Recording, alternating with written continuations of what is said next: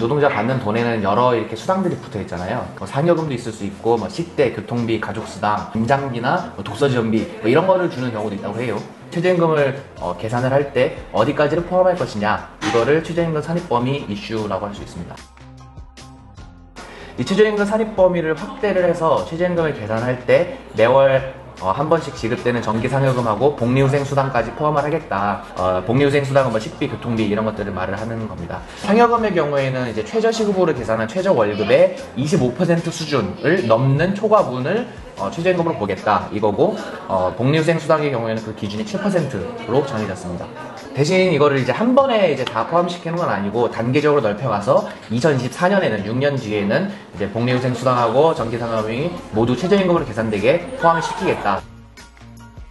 기본급을 최저임금으로 받고 거기에 수당을 좀 얹어서 받는 사례를 예를 들어 볼 수가 있는데요. 기본급을 157만원을 받는, 이게 이제 현행 최저임금으로 계산한 최저월급이고요. 여기에다가 월 상여금, 한 달에 한 번씩 받는 상여금이 50만원, 그리고 복리후생 수당으로 식대 10만원, 교통비 10만원을 받는 노동자 A씨가 있다고 가정을 해보면요.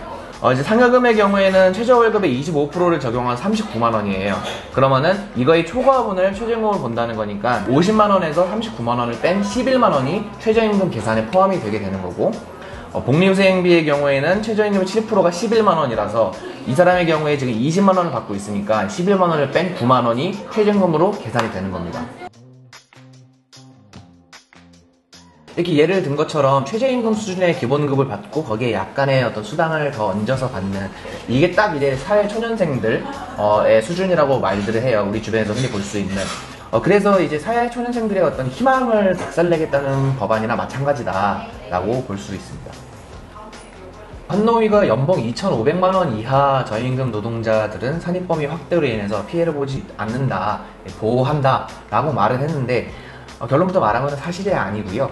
일단 한국노총이 제시한 사례를 보면 실제 사례인데요. 제시한 사례를 보면은 올해 최저임금 수준 기본급 157만원에다가 식대 11만원, 그리고 교통비 10만원을 더해서 이제 월 178만원 받는 저임금 노동자가 있는데, 이 사람 같은 경우에 그 복리후생비 11만원을 초과하는 10만원이 이제 최저임금 산입에 들어가는 건데, 이 경우에는 내년 최저임금이 시간당 8,000원으로 올라도 인상효과를 전혀 볼 수가 없습니다.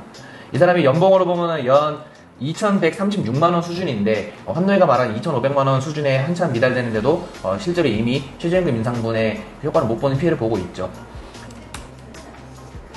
연봉 2,500만원 이하인데도 피해를 보는 사람들이 대표적으로 거론이 되고 있는 게 학교 비정규직이나 이주노동자 분들인데요.